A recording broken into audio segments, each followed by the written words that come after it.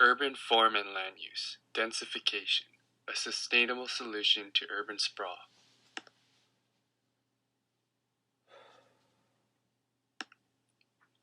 Our central argument today is densification, or high-density land use, is a sustainable solution to combat urban sprawl and is the most efficient form of land use regarding the issue of the construction of housing units in an urban setting. Densification has positive social, cultural, economic, and environmental implications in the contrast to those of low-density land use. So what does densification mean?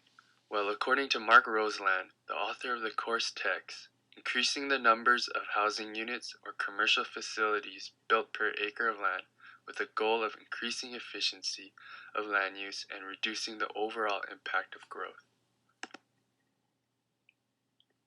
Urban landscapes are always on the move, meaning that they are always changing, with new buildings and development being built along with old buildings being updated and retrofitted in various ways.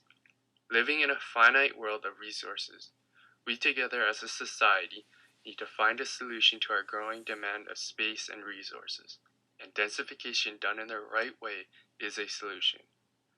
Why is this important? These patterns of urban densification and internal modifications are of major concern to sustainable development because they represent the physical manifestation of a range of social, economic, cultural, and political dimensions associated with urban dynamics. These are only a few examples where densification can be used. Obviously, the scope of the varying methods in implementing urban densification policy is diverse. These examples are only used to illustrate the wide array of possibilities. Densification can help to eliminate the pressures that low-density land use places on the environment. Low-density land use causes an increase in auto emissions, water usage, land usage, high stormwater pollution, poor recycling rates, and high domestic heating energy. Auto emissions in low-density land use areas result from the great distances between residential areas and shopping malls, as well as entertainment centers. As a result, individuals are driving more and for greater distances each day. Auto emissions cause negative effects on air quality and lead to the emissions of greenhouse gases, nitrogen oxide, and sulfur oxide, which lead to acid rain, and the emissions of greenhouse gases, which can lead to climate change. Excess land usage can lead to land degradation, which can cause chemical contamination, soil erosion, nutrient depletion, water scarcity, and salinity, and also causes polluting, loss of soils, water resources, freshwater habitats, and soil nutrients. In 2006, residential areas used 57% of water consumed in Canada. Of that, 35% used for bathing, 30% for toilet flushing, 20% for laundry, 10% for kitchen and drinking, and 5% for cleaning. During growing season, water use increases by up to 50%. Environment Canada claims that reduced amount of lawn can contribute to water usage reduction. Stormwater pollution is caused when rainwater and snow melts wash over the suburbs, causing the contamination of drinking water, reservoirs, fish and amphibian habitats, small streams, spring and wetlands during development, beaches and recreational waters, and causes flash flooding which damages homes and communities. There is an increase in space heating and water heating due to a growing number of households and the increase in the square meter of homes. Energy required for space heating Canadian homes increased by 14% between 1990 and 2007. Energy required for water heating Canadian homes increased by 6% between 1990 and 2007. High density offers several feasible solutions.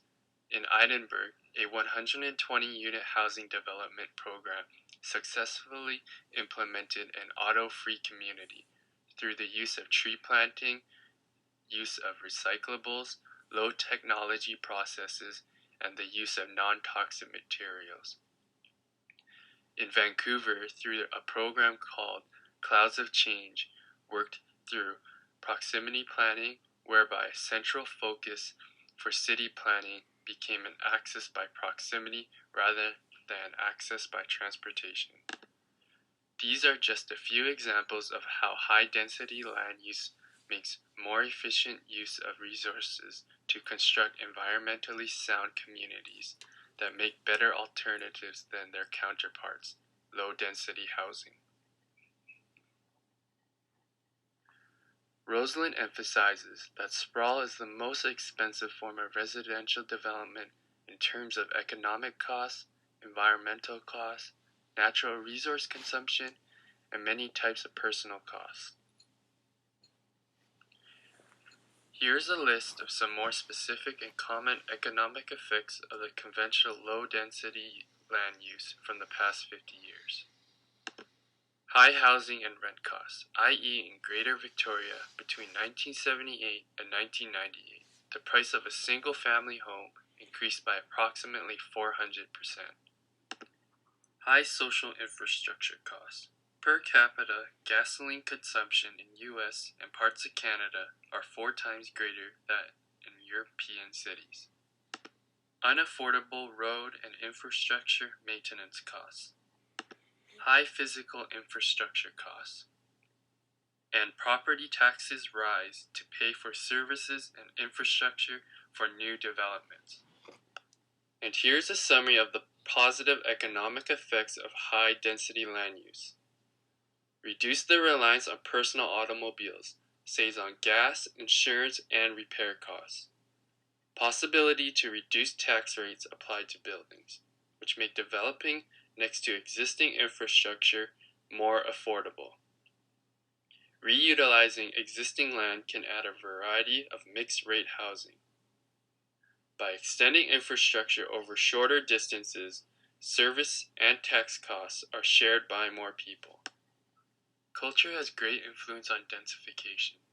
An open culture that embraces change and diversity usually sees a lot of densification. Densification occurs gradually, and the impact caused by culture is shown gradually. People with different backgrounds will bring a diversified culture and promote multiculturalism. By developing enclosed spaces in the city, closer and more friendly relationships between neighbors will be established. Densification helps develop the mix of different social classes and culture. Densification can break down the social boundaries of a city, reinforcing its cultural vitality by the cohabitation of different social classes. Social capital is community cohesion, connectedness, fellowship, and compassion with one another. With proper planning, densification can have a very positive social impact. New urbanism can use the physical landscape in a high-density community to create social capital. For example, conversion to high-density townhouses can create secure venues for social interaction. Social interaction creates social support, which is important for households with low income levels. This support is needed for everyday challenges like small loans or babysitting in order to find job openings or running everyday errands. East Clayton is a neighborhood in Surrey that has made a conscious effort to increase densification. Less dependence of the automobile and improved social cohesion are just a few of the benefits that come along with an increase to densification. High density has allowed East Clayton residents to have access to schools, parks, shops, and transit within a 5-minute walk. The implementation of pedestrian-only paths to promote walking and cycling, and the scattering of small businesses throughout the neighborhood has had positive environmental and end economical impacts by reducing the dependence of the automobile. East Clayton doesn't just rely on townhouses and apartments to increase densification. A new urbanism approach has let the community provide a variety of dwelling types and size within close proximity to each other. The variety includes single-family homes, which are close to the curb and have small yards, in order to accommodate up to 10 units per acre. Townhouses are able to accommodate up to 45 units per acre. A mixture of dwelling types like single-family homes, townhouses, rental units, and apartments provide affordable housing for residents of all incomes. This brings a diversity of family types and age, which brings positive social and cultural impacts to East Clayton. One main issue hindering the development of denser communities in Canada is the aversion toward the very idea. For the past 50 years, governments have favored the low-density, automobile-reliant communities that result in the sprawling suburbs in which many of us live. Consumers have historically been seen to follow suit and also prefer the suburban lifestyle. Some specific stigmas surrounding densification. Urban intensification may lead to fewer cars on the road, but some worry that it will increase concentrations of traffic in the denser communities. There is a concern that housing prices will actually rise. Some are apprehensive about the potential loss of freedoms that may come with denser and potentially more aggressive crowd. You might be asking yourself how we can beat the stigmas and begin the process of developing more dense and sustainable communities.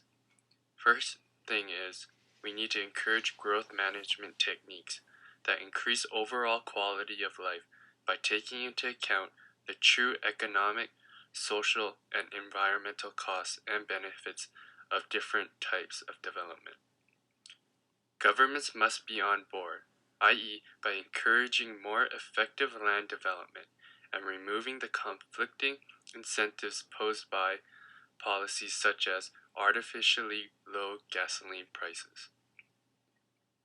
And specifically, individuals can advocate for an urban or rural containment boundary in your community's land use planning documents. Support appropriate levels of densification and mixed-use initiatives in your neighborhood, and recognize that often the alternative to densification is sprawl on the outskirts of town. Write letters to local radio stations or newspapers, and of course, question your politicians and candidates at election time. As the population grows not only in Canada, but the rest of the world, the land available for housing and food production decreases, and this is a major concern. The ramifications of population growth, in addition to urban sprawl, are detrimental. Densification offers a sustainable solution because concentrating population encourages more efficient use of resources. Densification contributes to general health improvements, the reduction of climate change, the preservation of arable land, the drop of household costs, the increase in the diversification of the economy, and leads to lower commute distances. In addition, living in a more social space enhances our social and cultural lives by expanding connections to other people.